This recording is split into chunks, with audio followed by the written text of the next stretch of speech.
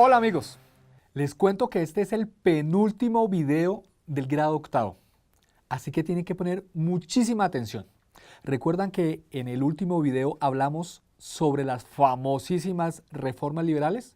Bueno, pues a medida que esto pasaba, la iglesia se veía afectada y los hacendados y esclavistas se estaban poniendo furiosos. Mejor dicho, la cosa se estaba calentando entre las clases sociales. Fue así como en 1851 estalló la primera guerra civil en donde participaron los partidos políticos liberal y conservador.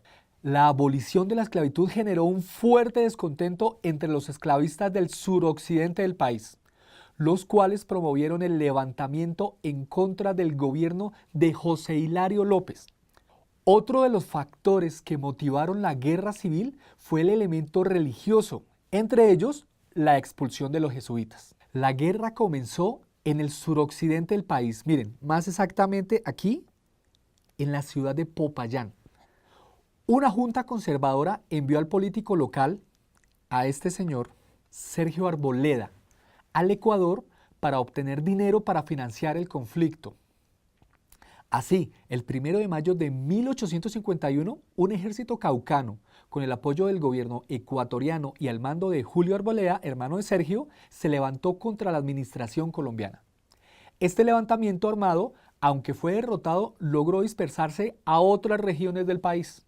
Como toda guerra civil, el problema no fue el hombre, sino la defensa de los intereses en conflicto. Los terratenientes esclavistas caucanos no estaban de acuerdo en defender la igualdad.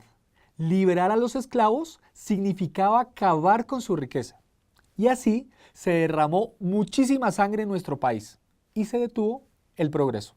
Y como si no hubiéramos aprendido la lección, tuvimos otra guerra civil sin sentido, la guerra civil de 1854. Ya sabemos que el Partido Liberal estaba dividido en dos grupos. Por un lado, estaban los gólgotas, que defendían las reformas propuestas para cambiar la Constitución. Y por el otro estaban los draconianos, formados por los sectores populares y los artesanos, quienes se oponían a las reformas liberales.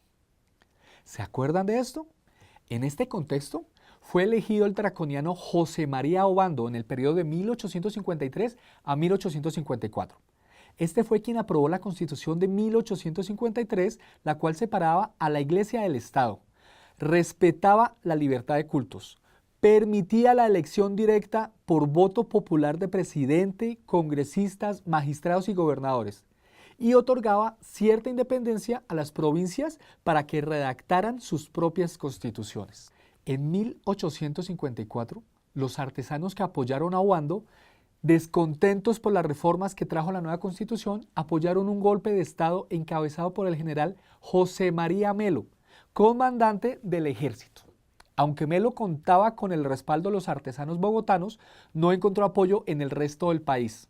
Por este motivo, el Congreso, reunido en Ibagué, y varios militares conservadores asumieron el control del país y derrotaron a los golpistas.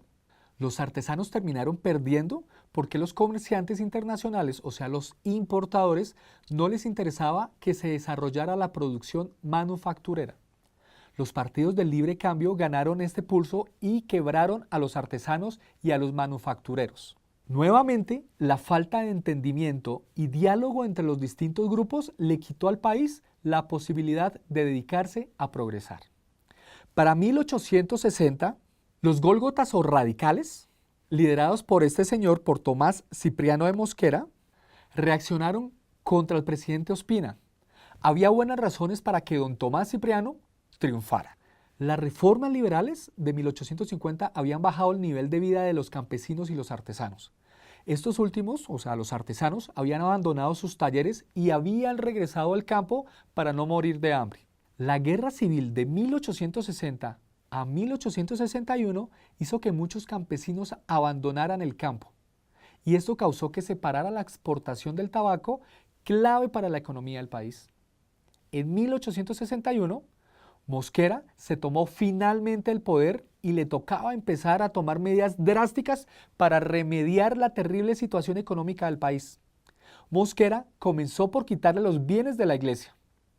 El Estado se quedó con todo el dinero de la iglesia y de sus propiedades en el país.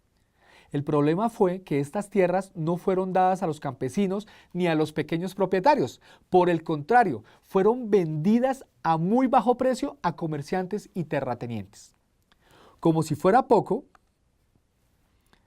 en 1863 se promulgó la Constitución de Río Negro, un verdadero triunfo del liberalismo radical.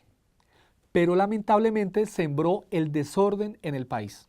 Por ejemplo, defendió que cada cual hiciera lo que quisiera en materia económica, ya que la única función del Estado era defender las libertades individuales y no planear la economía general del país. Esta Constitución defendió los siguientes puntos. Escuchen bien la lista y vayan pensando qué opinan de cada una de estas. Miren, primero, estaban las libertades, como de expresión, de imprenta, de desplazamiento, de enseñanza, de culto, de asociación, de posesión de armas, pilas con esto, creación de negocios y también libertad de profesión. Además de eso también existía la prohibición de la pena de muerte. Además, también estaba la libertad individual, o sea que el único límite de la libertad era el del otro. Además, también estaba contemplada la función del Estado, que era mantener el orden público para defender los intereses individuales. También se decretó un periodo presidencial de 2 años y se firmó la separación de la Iglesia y el Estado. Además, se decretó el sistema federal y la autonomía para los antiguos departamentos. El nombre del país se estableció como Estados Unidos de Colombia. Y los estados que estaban en ese momento, vamos a verlos, que en este mapita los podemos ver, está Magdalena, que es este que encontramos acá. Bolívar, que es este que encontramos acá. Santander, es este acá. Antioquia, que es este verdecito de acá. Panamá, que es esto por acá. Boyacá, ¿sí? Tolima, Cundinamarca, que se extendía hasta acá, y por último teníamos Cauca, que era el departamento, en ese momento el estado más grande del país. La aplicación de esta constitución creó un verdadero desastre en el país. Pero ¿y por qué un desastre si planteaba cosas tan interesantes? Pues es que esta constitución se basó en 3 grandes principios que no les convenían a algunas personas en el país. Primero, federalismo a ultranza, o sea, un federalismo súper fuerte. Libertades individuales ilimitadas. Y la prohibición al Estado de intervenir en la planificación de la economía nacional. Bueno, y además los presidentes de este periodo llamado el radicalismo permitieron que las buenas intenciones de la Constitución se perdieran para aumentar el poder de algunos a costa de la mayoría. El Estado, al no poder intervenir en la planeación económica, se volvió la presa fácil de los más vivos que se aprovecharon para explotarlo con el fin de aumentar su riqueza. Por ejemplo, al permitir el uso de armas libremente, se formaron grupos armados que hacían pequeñas guerras entre sí. Como el Estado no podía intervenir en los asuntos internos de los estados que conformaban el país, se generaron todo tipo de conflictos internos que solo podían controlar los estados mismos. Se perdió la imagen de una autoridad central y nacional. Por otra parte, la economía se volvió un caos, ya que no se podía planificar una economía nacional. Cada estado desarrollaba su propia economía de acuerdo a los intereses de los más fuertes, que eran quienes los gobernaban. Para no hablar de la enorme cantidad de guerras civiles que sucedieron y que arruinaron por completo al país. Por otro lado, la política libre y cambista trajo grandes beneficios a los comerciantes, pero estancó el desarrollo del país. Los presidentes radicales quisieron construir vías de comunicación para desplazar la mercancía fácilmente.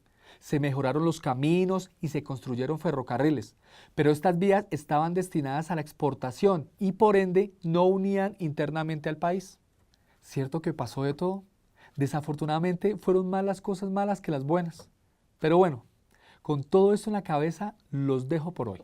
Nos vemos la próxima semana, que será nuestro último video del año. Chao.